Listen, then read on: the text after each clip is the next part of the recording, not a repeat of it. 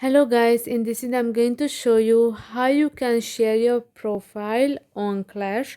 But first I wanted to tell you that don't forget to subscribe because at 10,000 subscribers I'm going to show you my YouTube revenue statistics and my growth strategy, how you can make money online.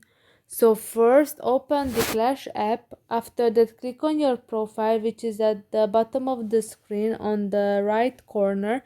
After that click on the settings, which is at the top of the screen on the right corner as well. And after that the first option is share your profile, and you can share your Clash profile uh, here through these apps like on Instagram, Gmail, on WhatsApp, on Messenger, and so on.